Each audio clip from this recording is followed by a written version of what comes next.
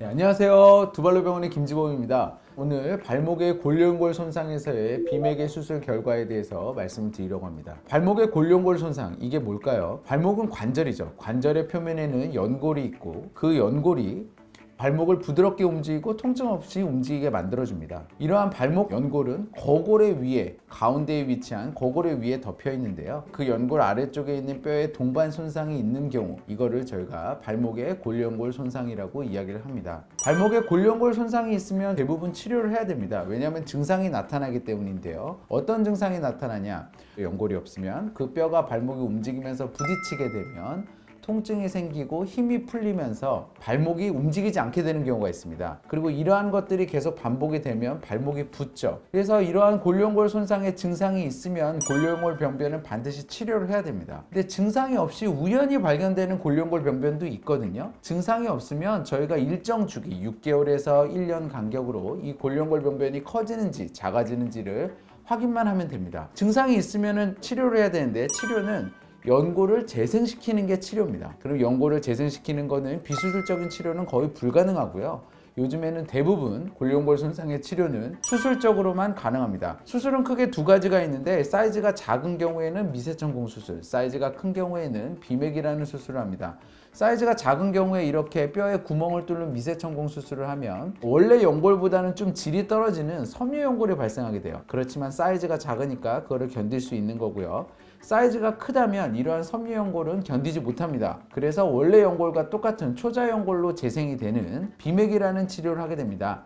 비맥은 우리 몸에 있는 골수세포를 뽑아서 원래 초자연골과 동일한 형태의 동일한 대질의 이 연골 성분의 종이가 있어요. 이렇게 종이처럼 생긴 연골 성분의 종이가 있고, 그 위에 골수세포를 얹어 놓으면 이 골수세포가 줄기세포가 많이 포함이 돼 있으니 그 줄기세포로 다시 변형이 되고, 그 줄기세포가 연골세포로 분화가 되면서 우리 몸의 연골이 재생이 된다는 원리입니다. 항상 지향하는 치료 중에 하나죠. 줄기세포를 통한 우리의 원형 복구를 만들어주는 치료, 그게 바로 비맥 치료라고 생각을 하시면 됩니다. 그럼 오늘은 제가 이러한 발목의 골연골 손상에서 비맥 치료를 실제로 적용하고 성공적으로 치료한 사례에 대해서 말씀을 드리려고 합니다. 환자는 20대 남성이었고요. 골연골 병변에 대해서 진단을 받고 타 병원에서 이미 발목에 골연골 병변에 손상이 있다고 진단을 받고 비수술적인 치료를 충분히 받은 상태였습니다. 5개월 정도 깔창 치료, 주사 치료, 체해 충격파를 해도 발목이 계속 아프고 힘이 풀리는 상황이었어요. 그래서 환자분한테는 이제 수술을 하자고 말씀을 드렸는데, 수술을 하기 전에 동반 손상이 있는지를 꼭 확인을 해야 됩니다. 그러니까 골연골 손상이 있을 때 발목에 뭔가 큰 힘이 가해져서 연골에 손상이 있는 거잖아요. 인대가 같이 파열이 되어 있는 경우가 분명히 있습니다. 그래서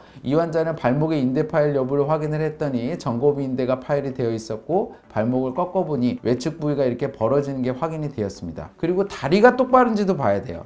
이유는 다리가 틀어져 있으면 발목의 일정 부위에만 압력이 집중이 되면서 그쪽에 있는 연골 손상이 잘 낫지 않거나 회복이 돼도 다시 재발하는 경우가 있습니다. 그래서 환자분의 발목 정렬이 어떤지를 봐야 되는데, 다행히 환자의 발목 정렬은 똑발랐습니다. 그래서 정리를 해보면, 환자분 같은 경우에는 발목에 골연골 손상이 있으면서 발목에 불안전성, 인대 손상이 있었던 거죠. 그리고 정렬은 똑바른 상태였습니다. 그래서 골연골 병변은 이미 비수술적인 치료를 해도 지속적으로 증상이 있으니 저희가 수술적으로 치료를 하자. 사이즈가 MRI상에서 2제곱cm 이상의 큰 사이즈였기 때문에 비맥이라는 치료를 하자라고 말씀을 드렸고, 발목의 불안정성 치료는 인대를 당겨서 꼬매주는 정거비 인대 재건술을 통해서 발목의 불안정성을 치료를 하자고 말씀을 드렸고요. 관절경으로 수술을 하자고 말씀을 드렸습니다. 그래서 이 비맥의 수술 사진을 제가 자세히 다시 한번 보여드리면, 저희가 연골의 성분인 이러한 종이가 있습니다. 이러한 배지 위에다가 환자의 골수를 직접 수술장에서 채취를 합니다. 그리고 그 골수세포 중에서 줄기세포만을 뽑아서 이 배지 위에 올려놓고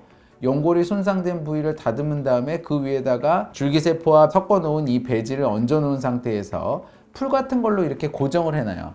그러면 얘가 흔들리지 않고 연골이 다시 재생이 될 때까지 잘 생착을 할 수가 있습니다. 그래서 실제로 환자분의 이런 발목 관절을 열어서 연골 손상 부위를 확인을 하고 저희가 배지를 올려놓는 사진입니다. 연골을 저희가 재생을 해놨다고 하더라도 발목이 계속 건들건들거리면 연골이 다시 재생이 되기도 힘들고, 연골이 재생이 되더라도 다시 손상을 받기가 쉽습니다. 그래서 발목에 불안정성이 있는 경우에는 연골 손상에 대한 치료를 할 때 꼭 같이 치료를 해줘야 되는 걸로 돼 있어요.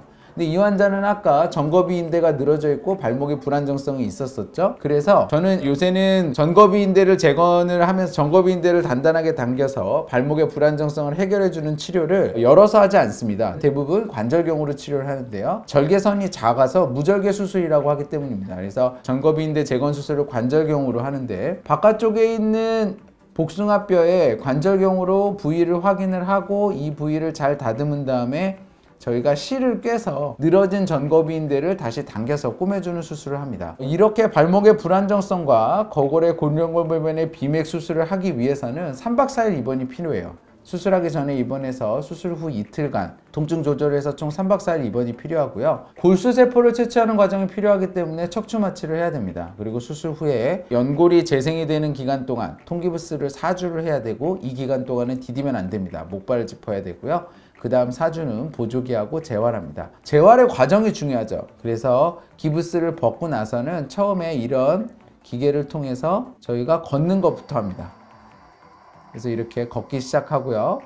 그 다음에 일주일간 걸은 다음에는 환자분한테 발목의 밴드 운동을 통해서 이렇게 발목을 움직이고 위로 올리고 아래로 내리고 안쪽으로 꺾고 바깥쪽으로 꺾는 네 방향으로 움직이는 운동을 한 후 환자가 이렇게 한 발로 서서 균형을 잡는 운동까지 4주에 걸쳐서 재활 운동을 서서히 진행을 합니다. 그러면 2개월이 지났잖아요. 그 다음에 환자분이 1개월 정도 일상생활을 하면 수술한 지 3개월 차가 되고, 이때 거의 완벽하게 일상에 복귀합니다. 그 후에 가벼운 운동이 가능하고요. 수술 후 6개월 차가 됐을 때 환자분은 가벼운 운동도 가능하다고 했고, 수술 전에 있었던 발목의 통증 그리고 발목에 힘이 빠지는 증상은 없다고 이야기를 해주셨습니다. 그 다음에 영상적으로 환자분을 봤을 때 환자분의 거골 부위에 보면은 이렇게 골룡골병변이 있었던 부위가 뼈로 완전히 잘 차 있는 게 확인이 되고요.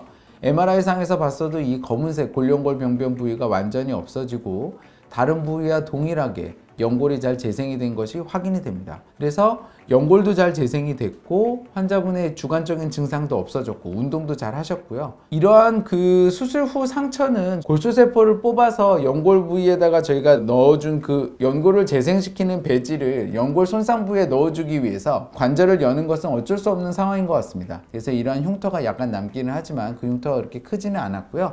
환자가 한 발로 설 수 있는 것을 보여줬기 때문에 저는 이 한 발로 서는 거를 굉장히 중요하게 여기거든요. 그래서 한 발로 설 수 있다는 얘기는 환자의 근력도 회복이 되고 균형 감각도 회복이 된다는 이야기이기 때문에 환자가 한 발로 잘 설 수 있다는 것을 봐서는 환자 수술 후 재활이 잘 되어 있는 것도 확인이 되었습니다.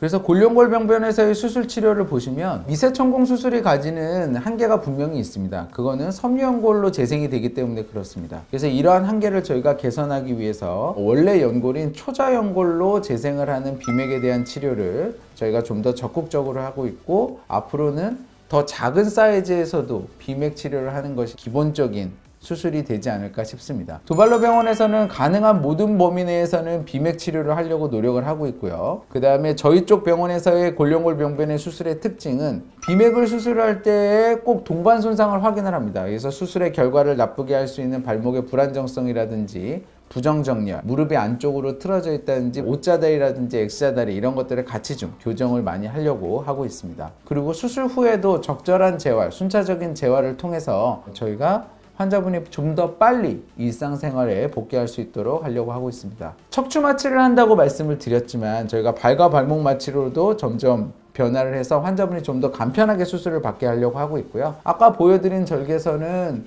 수술의 기술이 늘어나면서 절개선은 점점 더 작아지고 있습니다. 그래서 발목에 골룡골병변이 있을 때 비맥 치료는 앞으로 계속 저희가 나아가야 될 방향이라고 생각을 합니다. 그래서 적극적으로 치료받으셔서 건강한 발걸음 회복하시길 소망합니다.